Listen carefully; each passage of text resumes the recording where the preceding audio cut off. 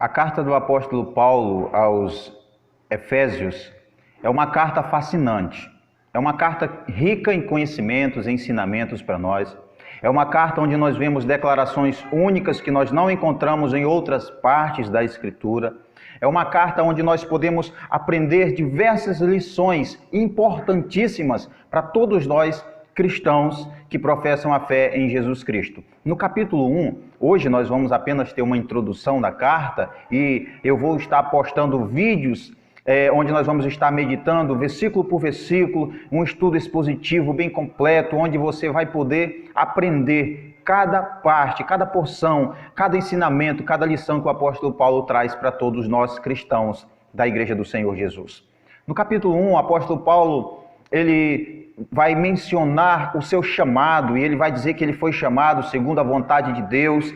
Ele também cita os destinatários da carta a qual ele está escrevendo. No capítulo 1, logo no versículo de número 1, ele diz: Paulo, apóstolo de Jesus Cristo, pela vontade de Deus, aos santos e fiéis em Cristo que estão em Éfeso. Então Paulo ele já endereça a sua carta aos cristãos, tá bom? Nós precisamos entender isso. As epístolas, as cartas, aqui nós estamos falando de Efésios, a Bíblia, ela é escrita em si sempre, primeiramente, para os cristãos, para o povo de Deus, Deus deixando recomendações para a sua igreja. O apóstolo Paulo é bem claro e enfático quando ele diz aos fiéis, aos santos, aos fiéis, e santos e fiéis somente podem ser o povo de Deus, a igreja de nosso Senhor Jesus Cristo. Ainda no capítulo 1, Paulo, do versículo 3 ao versículo de número 14, o apóstolo Paulo, ele vai trazer informações, ele vai descrever o plano maravilhoso da salvação. Ele vai descrever que Deus, antes de tudo, já criou um plano, antes de tudo existir, antes de você e eu nascermos, Deus já tinha determinado, Deus já tinha criado um plano, Deus já havia traçado tudo o que viria a acontecer. O apóstolo Paulo, ele descreve as ações, e aqui fica claro, das três pessoas da Trindade. Paulo diz que Deus, ele cria um plano, ele estabelece um plano, ele elabora um plano na eternidade. E Paulo diz que o Deus Filho, Jesus Cristo, vem para pôr em prática esse plano e assim pagando o preço que era preciso, que fazia parte do plano para resgatar a humanidade. Então, funciona dessa forma. Deus, o Pai, cria esse plano, estabelece esse plano e o Filho vem então cumprir, pôr em prática esse plano, e o Espírito Santo de Deus é o encarregado de nos convencer deste plano maravilhoso da salvação. Então Deus cria um plano, o Filho vem e põe em prática esse plano, e o Espírito Santo nos faz compreender este plano da salvação. Paulo também, ainda no capítulo 1, Paulo faz a oração e ele demonstra uma gratidão, uma satisfação pelos cristãos de Éfeso, no versículo 15, quando ele diz: por isso também eu, tendo ouvido da vossa fé no Senhor Jesus e de vosso amor para com todos os santos, não cesso de dar graças por vós, fazendo-lhes menção em minhas orações. O apóstolo Paulo estava super feliz, embora em uma situação difícil, embora ele estava sendo perseguido, era prisioneiro de Cristo. Ainda assim, ele ouviu mensagens boas, ele ouviu um bom testemunho dos cristãos. No versículo 15 ele deixa bem claro isso. Por isso também eu, tendo ouvido da vossa fé no Senhor Jesus e de vosso amor para com todos os santos. Paulo também ele enfatiza que os cristãos de Éfeso, eles estavam dando bom testemunho, não é? De fé verdadeira e de amor uns para com os outros. No capítulo 2, o apóstolo Paulo ele vai citar a salvação pela graça, de que nós não pagamos nenhum preço para sermos salvos, de que nós não podemos fazer absolutamente nada para sermos salvos, que não há nada em nós que nos dê o direito, o merecimento, o mérito para sermos salvos, e de que nenhuma obra que nós viemos fazer, por mais boa que seja, ainda assim nos concede o privilégio de sermos salvos. O apóstolo Paulo vai deixar bem claro que salvação é pela graça. No capítulo 2, versículo 8, ele deixa isso bem claro, quando ele diz: porque pela graça sois salvos. Então salvação não é pelo que eu faço, tá, de bom, e eu não vou deixar de ser salvo porque eu faço também alguma coisa errada. Isso é muito importante deixar claro. Salvação sempre foi, é e continuará sendo pela graça, pelo preço que Jesus pagou. Isso aqui vai contra ideias de que eu posso pagar alguma coisa, de que eu posso sacrificar algo e isso vai agradar a Deus. Isso não existe na Bíblia. Nós não temos nenhuma referência, nós não temos nenhuma base para dizer que eu posso fazer algo que vai, por causa disso, me dar o direito de ser salvo.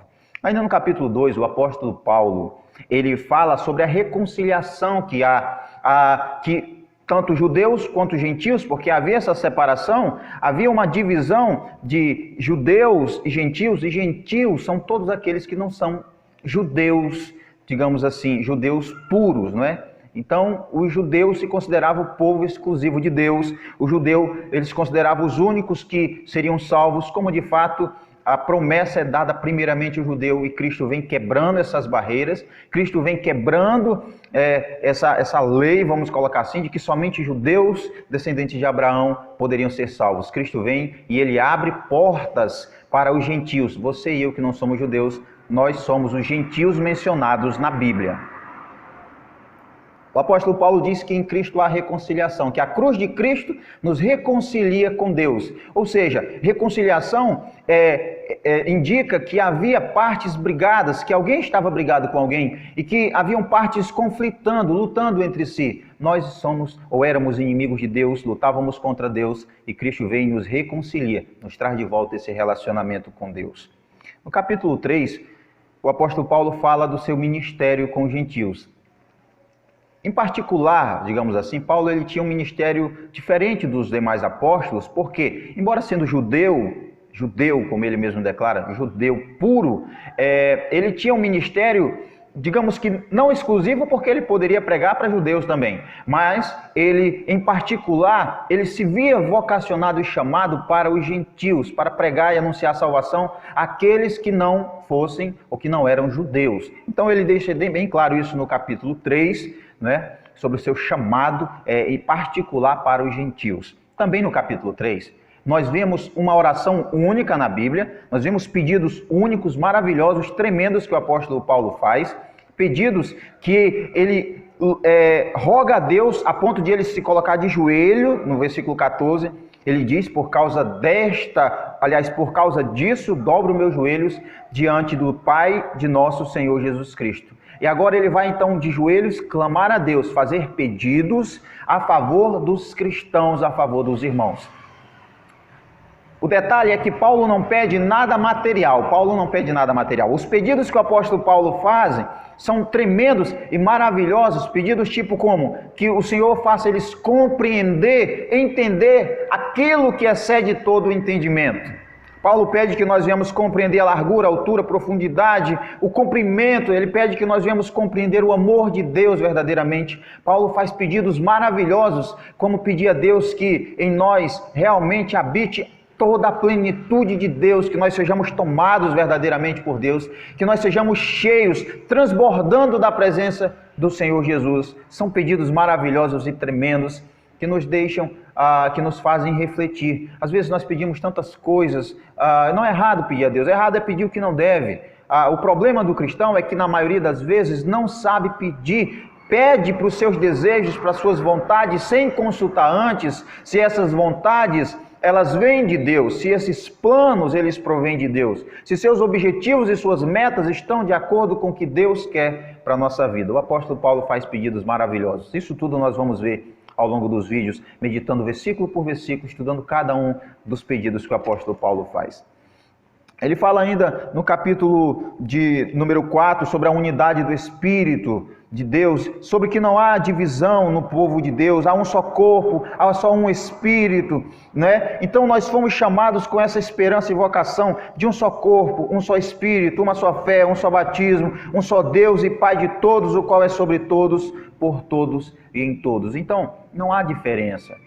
A cor, o dinheiro, a formação, o conhecimento de alguém não serve de nada, não é colocado em xeque para dividir ou para colocar quem é povo e quem não é. Não há divisão, não há divisão. Quando há divisão, não provém de Deus. Qualquer divisão que aconteça no meio do povo de Deus não provém de Deus. Qualquer divisão, qualquer racha que surgir dentro da igreja de Cristo não provém de Deus, porque Deus sempre requer que o seu povo viva em união, viva em comunhão, viva em amor uns para com os outros. É isso que Paulo fala também. Ainda no versículo 14, Paulo ele vai falar sobre que nós devemos suportar uns aos outros no amor, e não é fácil suportar, não é? Se suporta é porque está incomodando, é porque às vezes nós nos desagradamos, nós nos desentendemos, por isso, então é que ele fala que nós devemos nos suportar no Senhor Jesus. Paulo também no capítulo 4, ele vai dizer que Deus deixou algumas pessoas em particular, uns para apóstolos. Nós vamos entender essa questão de apóstolos. Será que existem apóstolos nos dias de hoje? Ou apóstolos como foram os 12? Eu deixo logo bem claro, irmãos, minha humilde opinião, não vejo ninguém ao pé de igualdade com os 12, com Paulo. Não vejo ninguém ao pé de igualdade com os apóstolos, com os primeiros apóstolos, com aqueles que foram particularmente chamados por Deus, escolhidos por Deus, que pertenceram e viram e acompanharam os ensinamentos de Jesus. Eu não conheço, eu não creio que haja alguém assim nos dias de hoje. Mas ele também vai falar que Deus deixou outros para profetas, para evangelistas, para pastores e mestres também. Isso está no capítulo 4, não é? Ainda no capítulo 4, Paulo fala, a partir do versículo 17, sobre a nova vida em Cristo. Ele vai fazer um contraste. Ele vai dizer como vivem as pessoas que não têm Jesus, as pessoas que não foram iluminadas pelo Espírito Santo. Paulo vai falar como essas pessoas vivem, por que elas vivem assim.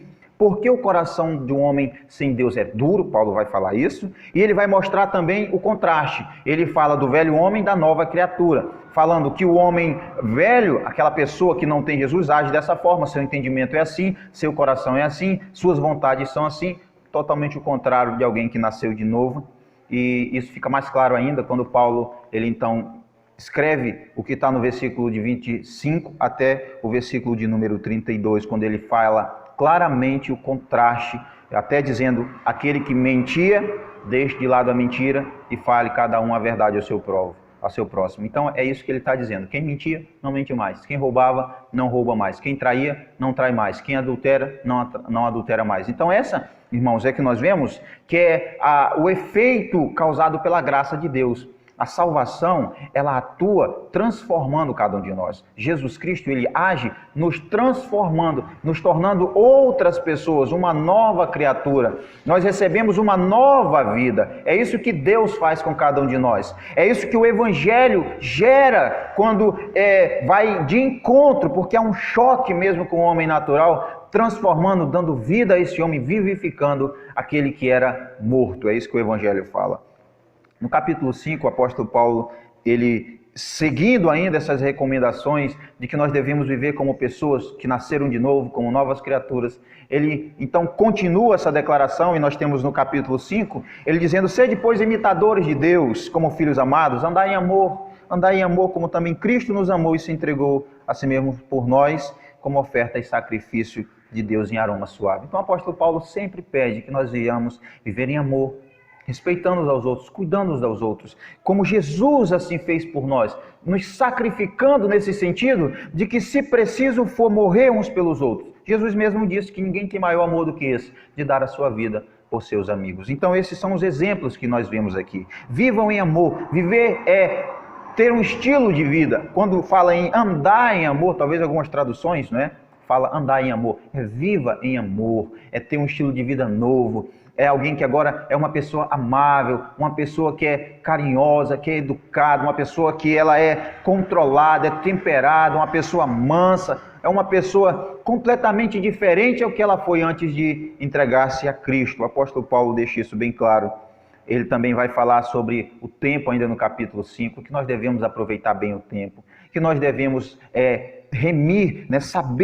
Ter sabedoria para cuidar do nosso tempo, sabendo que o tempo passa muito rápido e nós então precisamos cuidar dele. No versículo 16 do capítulo 5, ele deixa isso claro quando ele diz, aproveitando bem o tempo, porque os dias são maus. E olha que coisa, né, irmãos? Falando em dia mau, nós estamos passando por dias maus, por dias terríveis, época de quarentena, momento de pânico para alguns, a mídia começa a alarmar e causar um pânico maior do que realmente está acontecendo, e isso realmente não prova, mas é o cumprimento do que Jesus sempre falou, não é? A Bíblia ela não é comprovada pelos acontecimentos em si, digamos que ela é verdadeira porque está acontecendo. Não, está acontecendo porque ela é verdadeira, essa é a diferença. Não acontece para que ela seja verdadeira, acontece porque ela é verdadeira, tá bom? Então essa é a diferença básica. Ainda Paulo vai dizer que quando nós nos reunimos, no capítulo 5, a partir do versículo 19, ele fala que nós devemos nos reunir com salmos, com cânticos espirituais, cantando a Deus, louvando ao Senhor de coração, agradecendo a Ele por todas as coisas. Assim devem ser as nossas reuniões, assim devem ser os nossos cultos a Deus.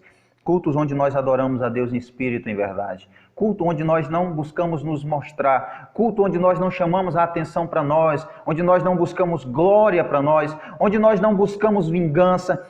Cultos onde o nosso único objetivo é exaltar a Deus, é buscar a Deus, é glorificar a Deus, é cantar a Ele, é louvar a Ele, é orar agradecendo a Ele por tudo que Ele tem feito. Às vezes nós perdemos tempo só pedindo e reclamando, murmurando e não temos tempo para agradecer a Deus e dizer: Deus, muito obrigado, porque em meio a essa pandemia o Senhor tem nos guardado. Deus, muito obrigado, porque em meio a tantas mortes que estão acontecendo, em meio a tantos desastres o Senhor tem nos poupado, em meio a tanta gente sofrendo, perdendo seus parentes, o Senhor está nos poupando, mas nós sabemos que mais cedo ou mais tarde também isso pode acontecer conosco.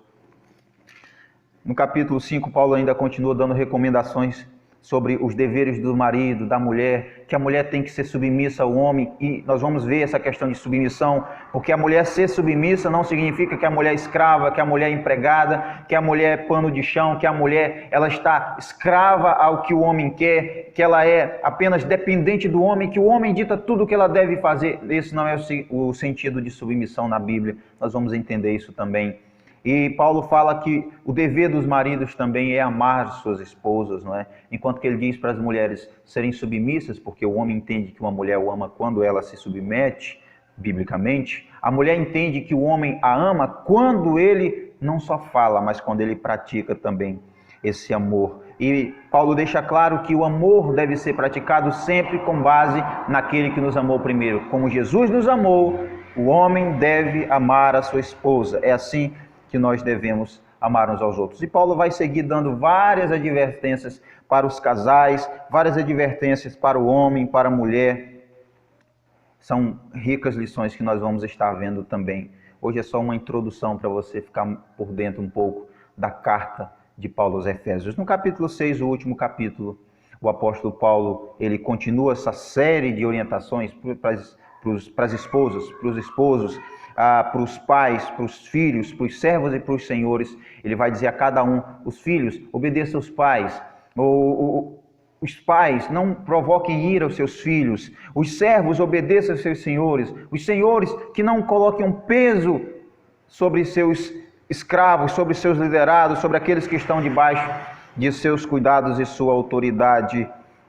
Paulo também fala sobre a armadura de Deus no capítulo de número 6, o último capítulo. E ele menciona que nós precisamos e devemos estar revestidos dessa armadura para que nós possamos resistir aos dias maus. Gente, irmãos, nós estamos passando dias maus.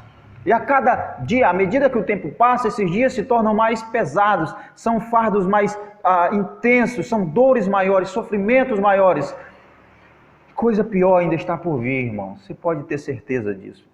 A Bíblia sempre nos recomenda estarmos prontos para esses dias maus, a estarmos preparados. Aqui em Efésios, Paulo menciona que nós devemos estar prontos para resistir não só o dia mau, mas prontos para resistir às artimanhas do diabo, o nosso inimigo, para lutar verdadeiramente esse bom combate. Nós, como combatentes, como soldados, precisamos estar revestidos.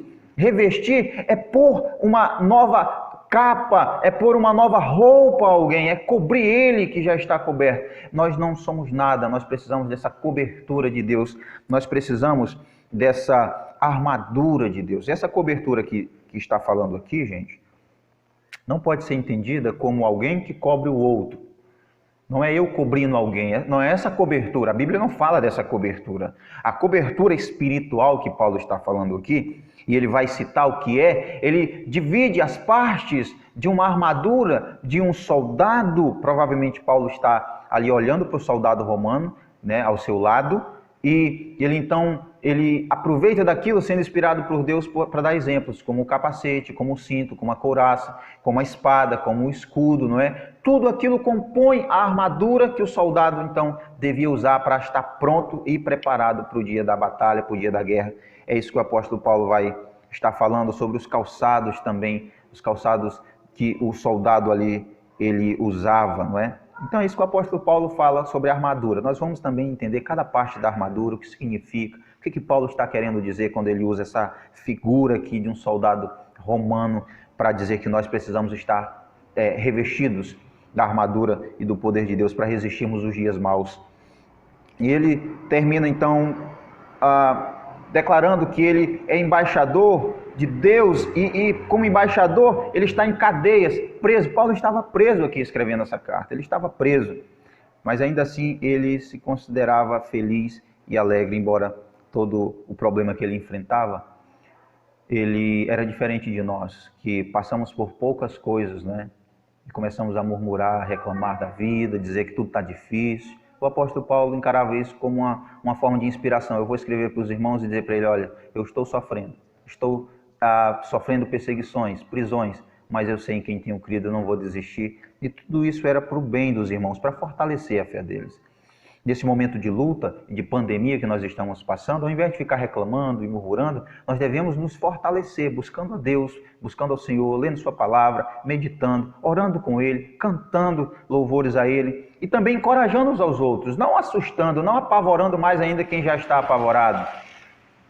Mas nós devemos sim nos reunirmos, embora que à distância, mas nos reunirmos em espírito e dizer, olha, meu irmão, vai passar, Deus está conosco, nada vai acontecer sem que Ele queira, sem que Ele assim tenha determinado. Deus é contigo também. Se você orar aí, se você buscar aí, se você reúne a sua família na sua casa, Deus vai lhe ouvir, Deus não lhe abandonou, não importa o problema que você esteja passando, Deus continua olhando para você, Ele continua te amando, Ele não vai te desamparar, você não está abandonado, porque Deus continua amando você e Ele continua olhando para todos nós, e esse olhar dele não é só para a igreja, mas Ele olha e contempla toda a humanidade, porque todos nós somos carentes do amor de Deus, do perdão de Deus e da graça de nosso Senhor Jesus Cristo. Então esse foi uma introdução à carta de Paulo aos irmãos de Éfeso. E no próximo vídeo nós vamos estar meditando a partir do capítulo 1, nós vamos estar meditando o versículo 1 e o versículo de número 2, se assim Deus nos permitir. Deus abençoe a todos em Cristo Jesus, não perca os próximos vídeos, tá bom? Se você não se inscreveu, não é inscrito no canal, se inscreva, aperte o sino que é para receber os novos vídeos e as novas publicações que estão por vir. Deus abençoe a todos em Cristo Jesus.